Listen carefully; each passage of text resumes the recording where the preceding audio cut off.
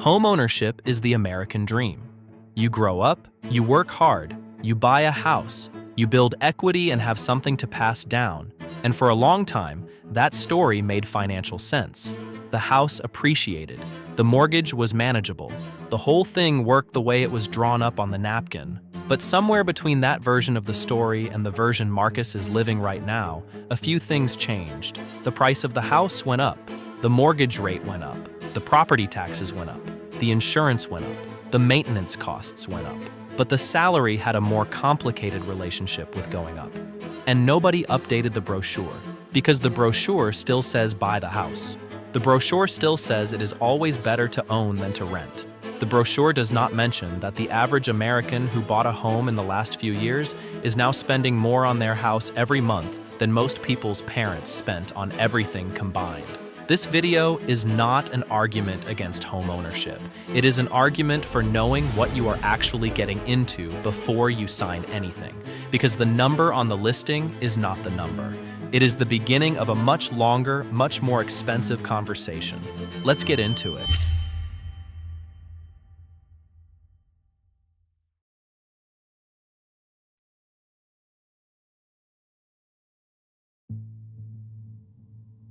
Marcus found a house he likes.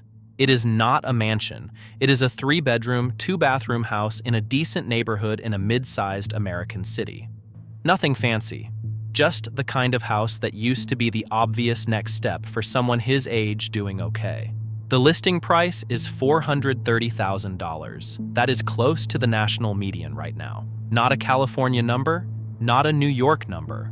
The regular, average American house number. And the first thing that happens when Marcus looks at that number is that he does not think about $430,000. He thinks about the monthly payment, because that is how people actually experience the cost of a home, month by month.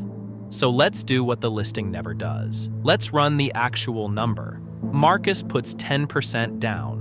That is $43,000, which first of all is a significant sum of money to have just sitting around. But let's say he has been saving aggressively, and he has it. That leaves him with a $387,000 mortgage. At current 30-year fixed mortgage rates sitting in the mid-6% range, his principal and interest payment comes out to somewhere around $2,400 a month. But that is not his mortgage payment. That is the floor of his mortgage payment. That is what the calculator on the bank's website tells you and then stops, because what comes next is where the real story starts. Property taxes on a $430,000 home, depending on where he lives, are going to run him somewhere between $300 and $600 a month on average. Some states are lower. Some states will make you genuinely question your life choices. But let's call it $400 a month, which is reasonable for a mid-range market. Homeowners insurance. This one has become its own conversation in 2026. Nationally, the average homeowner's insurance premium has jumped nearly 70% since 2021. 70%. The average annual premium is now pushing $2,400 a year nationally, which is $200 a month. And that is if you are in a relatively stable market. If you are in Florida, parts of California, anywhere near a flood zone or a wildfire risk area, that number doubles or worse. In Miami, average premiums are over $4,600 a year. In some coastal Florida markets, they are touching $7,000. And insurance companies are projecting another 8% increase in 2026, followed by another 8% in 2027. And we are not done. If Marcus put less than 20% down, which he did, he also owes private mortgage insurance. That is an extra 0.5% to 1% of the loan amount per year, added to his monthly payment to protect the lender in case Marcus defaults. Not to protect Marcus, to protect the bank that he is paying for monthly, until he reaches 20% equity in the home. On a $387,000 loan, PMI adds somewhere between $160 and $320 a month. So let's add this up. Principal and interest, $2,400. Property taxes, $400. Homeowners insurance, $200. PMI, $200. That is $3,200 a month before Marcus has paid a single utility bill, replaced a single appliance, or fixed a single thing that breaks. And a survey from Best Interest Financial found that buyers spend an average of $31,500 in upfront costs beyond the down payment. Closing costs, appraisal fees, inspection fees, prepaid insurance, prepaid taxes, title insurance, lender fees. The closing table is where people discover that the down payment they saved for 3 years was just the opening act. The median monthly owner cost for homeowners with a mortgage in the U.S. hit $2,035 according to Census Bureau data, and that figure, which is already significant, still understates the full picture because it does not capture everything. So the next time someone looks at a $430,000 house and says, "That's not that bad," ask them if they mean the listing price or the actual number, because those are two very different things.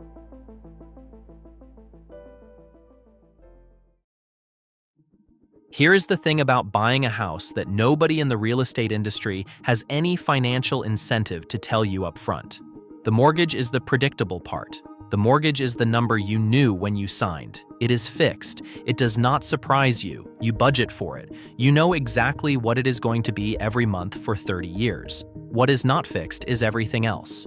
Bankrate did a study on the hidden costs of homeownership in the U.S. and found that beyond the mortgage, the average homeowner is spending over $21,000 a year in additional costs. $21,000. That is $1,750 a month on top of the mortgage payment. On top of the number Marcus already did the math on. What is in that $21,000? Maintenance and repairs account for the biggest chunk. The standard advice from financial professionals is to set aside 1% to 4% of your home's value every year for maintenance. On a $430,000 home, that is $4,300 to $17,200 a year, just sitting in reserve for the things that will inevitably break, wear out, need replacing, or surprise you on a Tuesday afternoon when you were not expecting to spend anything. And the things that break in a house are not small.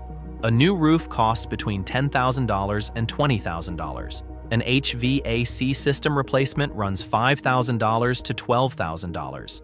A water heater is $1,000 to $3,000. Electrical issues, plumbing issues, foundation issues. These are not hypotheticals. They are the predictable unpredictables of owning a structure that is exposed to weather, time, and the general indifference of the universe.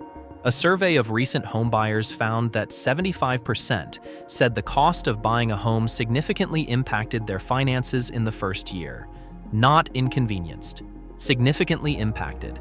And 73% said if they had known the true cost going in, they would have made different decisions. Read that again. Nearly 3/4 of recent buyers said they would have decided differently with accurate information. That is not buyer's remorse. That is a disclosure problem. Then there are utilities. The average American homeowner spends around $4,000 to $6,000 a year on utilities depending on the size of the home and the climate. That is gas, electricity, water, trash, internet. The basics. The things you need to exist in the house, you are already paying $3,200 a month for. And then there is the HOA. Not every home has one. But if yours does, and in newer developments and condos, the answer is increasingly yes. The average monthly HOA fee for a single-family home is around $175. For condos in major metro areas, it climbs to $350 to $700 a month. The HOA fee covers communal maintenance and amenities, and it can be raised, and you do not get to vote against it in any meaningful way. And if you do not pay it, the consequences are serious. Let's build out Marcus's full monthly picture on this house. Mortgage payment with taxes, insurance, and PMI, $3,200. Monthly maintenance reserve at 1% annually, $360. Utilities, $450, and if there is an HOA, add $175. We are now at $4,185 a month to live in a $430,000 house. That is $50,220 a year. In housing costs alone, The median household income in the United States is around $80,000 a year. Before taxes. After federal and state taxes, that is closer to $58,000 to $62,000 depending on the state. Which means the median American household, trying to buy the median American home, would be spending somewhere between 80% and 85% of their entire take-home income on housing costs. The general rule of thumb from every financial professional in existence is that housing should be no more than 28% to 30% of your gross income. Not your take-home, your gross. And the median home is blowing past that ceiling like it is not even there.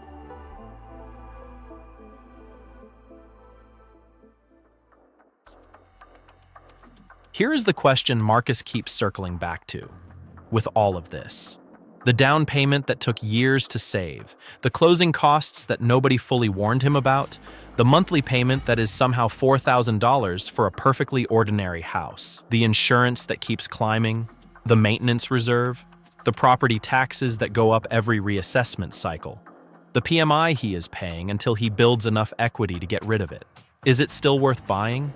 And the honest answer is, it depends, which is not a satisfying answer, but it is the accurate one. Here is what homeownership still does that renting does not. Every mortgage payment builds equity. Not quickly at first, because in the early years of a 30-year mortgage, the overwhelming majority of your payment goes to interest rather than principal. But over time, in a stable or appreciating market, you are building an asset. The house is worth something. You own it.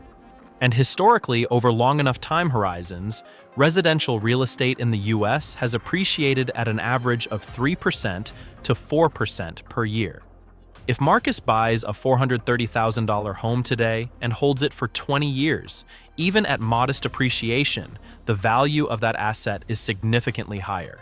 He has built equity with every payment. He has a thing he can sell or borrow against or leave to someone. That is real. Renting builds none of that. Rent money leaves and does not come back. It buys you a place to live, which is not nothing, but it does not build wealth in the same way. But here is where the calculus has genuinely changed in the past 5 years. The gap between renting and owning has narrowed in a way that makes the rent versus buy decision much less obvious than it used to be. In many markets, renting an equivalent home is meaningfully cheaper than owning it right now. When you account for the full cost of ownership versus market rent, the break-even point, the point at which buying actually starts to make financial sense compared to renting and investing, the difference has stretched out significantly. In high-cost markets, it can be 7, 10, even 15 years before buying wins on a pure financial comparison. That does not mean do not buy. It means do not buy because everyone says you should. Buy when you understand what you are paying, when the numbers work for your actual income, when you can genuinely absorb the costs we just walked through without destroying your financial life, and when you are planning to stay long enough for the investment to pay off. The worst version of this story is the person who buys because they feel like they are supposed to, at a price they cannot actually afford, without understanding the full monthly obligation, and ends up house poor. That is the term for it, house poor. When you own an asset, but you have no liquidity, no cushion, no ability to handle anything that goes wrong because every dollar goes to the house, that is not building wealth. That is a really expensive trap. Marcus is still doing the math. He is not giving up on owning. He is just refusing to do it blindly, which is a reasonable position for someone who has now seen what the full number actually looks like. Know the real number, not the listing price, not the principal and interest payment the calculator gives you in 3 seconds. The whole number. The number that includes every single thing that comes with owning a structure in America in 2026. That is what this channel is here for. If this one helped, share it with someone who is about to buy a house and has only looked at the listing price. We'll see you on the next one.